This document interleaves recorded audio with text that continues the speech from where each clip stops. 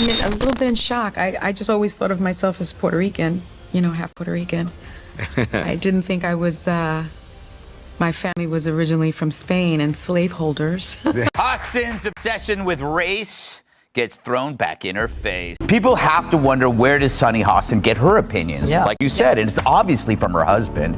She has to tell her what to say on The View, because without it, she's got nothing. All right, everyone, get some popcorn, because this is about to get dirty. Sunny Hostin never expects this when she walks into The View, thinking it will be another day of scolding Americans, because Greg Gutfeld isn't just taking shots, he's going all demolition on the internet.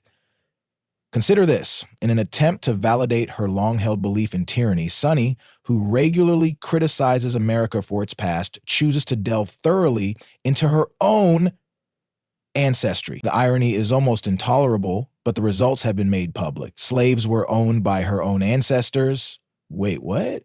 I take it we're talking about The View, the show where people are usually held responsible, but not today. When Gutfeld walks in, he roasts her hypocrisy like a Thanksgiving turkey. And Sunny, oh, she loses it. It's a must-watch television program that is awkward and embarrassing before his show Once in a Brighter Future.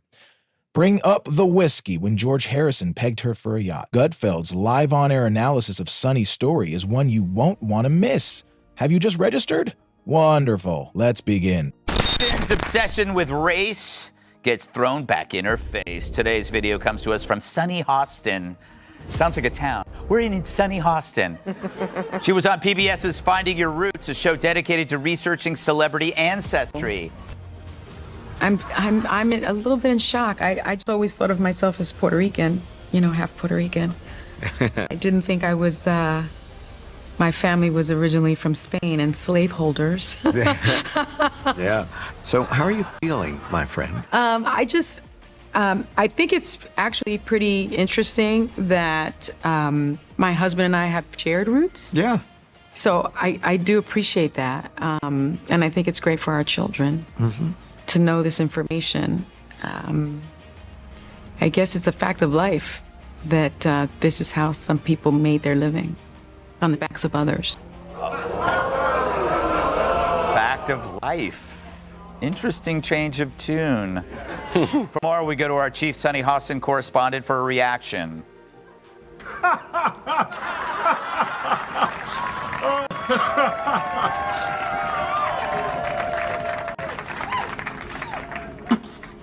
All right, let's set the scenario. The height of irony is being experienced by Sunny Hostin, a woman who has made it her career to label America a racist, oppressive nightmare. When she watches the PBS show Finding Your Roots, she anticipates learning about some awful, complex past. The findings then appear out of nowhere. Still another great-grandfather, a slave owner. Oh no, you would think that someone who never misses an opportunity to hold white people accountable for historical crimes would be deeply impacted by this knowledge. Instead, she just looks blankly. First, I just want to go on the record to let everyone know that I am very much against slavery. Very brave to say that on this panel. You know, karma, definitely. I mean, it's one thing. It's going to be so awkward on, you know, new episodes of The View when she tries to pull the race card. Yes. And then she's like, America is racist. And then they're like, yeah, they might be racist, but they're not like slave owner racist. like somebody that we... That's so true. You know? She could have maybe done better. Okay, here's the thing. One thing, and I would have even actually not give her any is she said, well, like, I guess that's just what they did back then. Yeah. She should have followed that up with saying something along the lines of, and I understand that that's a departure from the way I've talked about this before.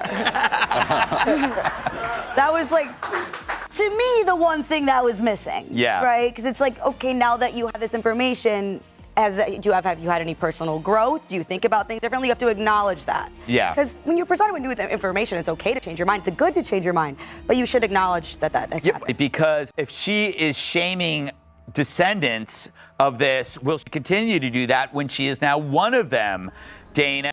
And it is funny. She's so wrapped up in identity, and she had no idea who she was.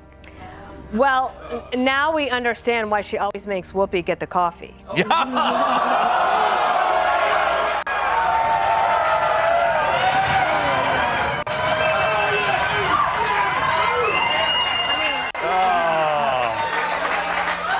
No, that's not true. That's not true. But you think about things that she said and how offensive they are. Yeah. Well, karma. Yeah, it is karma. The painful portion starts at this point. Never one to back down, Gutfeld jumps right in and harshly exposes Sonny's hypocrisy. The silence is so terrible, but he doesn't end there. She readily minimizes her own family's role in slavery while condemning that of everyone else, as he ruthlessly mocks her shocked reaction. Meanwhile, this is being consumed by the internet. The hypocrisy is so glaring that social media explodes. I wonder, where does Sunny Hostin get her opinions? Yeah. Like you said, it's obviously from her husband. She has to tell her what to say on The View, because without it, she's got nothing up there. She's not very bright. But the problem with her is that she went full racist. She injected skin color into a fairly generic behavior seen in all spouses, regardless of skin color. People marry, they listen to each other, they have something in common with them, they share their political views. She just didn't want to upset her husband by saying her husband makes her do everything, and then she'd have to accuse him of being a racist. Because if he told her that this is what white women do, then he's a racist. You see? Oh, but don't worry. Things will improve. After Gutfeld's mic drop moment, Sunny loses it. She starts to stammer, anxious to portray herself the victim. She offers every possible justification. How about Gutfeld? All he does is sit there grinning. To make matters worse, Dana Perino even steps in at one point. It makes sense now why she demands that Whoopi get the coffee. Oh, primitive. No matter how hard Sunny tries, the damage is already done. The onlookers, utterly silent. Her fellow guests, appearing somewhat uncomfortable. She knows she's exposed. How about the internet?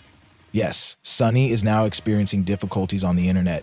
Videos of Gutfeld's takedown went viral in a matter of hours. A single user tweets, "Sunny Hostin's discovery that her relatives own slaves is the story's surprising twist." How would Greg Gutfeld react? Absolute gold? Sunny's hypocrisy finally caught up with her, and Gutfeld nailed it, another observes. However, her devoted followers quickly downplay the damage by claiming that she was just absorbing new knowledge. Most people's perception of her is further made worse by her disdainful response and lack of accountability. However, Sunny isn't the only one. Gutfeld brings up a more important point. Identity politics allows certain people to use history as a tool to achieve their own objectives. But what if the truth turns out to be a hindrance? Suddenly it doesn't matter. This entire moment exposes the hypocrisy at play, including the victim narratives, the double standards, and the pretended outrage. And what do you know? People are tired of it. Sunny might decide to overlook this, but Gutfeld made sure that no one would forget. This shocking encounter is not just another disagreement about viewpoints. It is a turning point. Gutfeld's candid, unapologetic critique of Sunny Hostin is being adored by the crowd. But we'd want to hear from you right away. Was Greg Gutfeld right to call Sunny out, or was she the victim of unjust abuse? Does this, more importantly, point to a deeper breakdown in journalistic integrity? Kindly leave your thoughts in the space provided for comments below. Before you depart, click the like and subscribe buttons for 10 years of luck. Thank you for watching, and we hope to see you soon.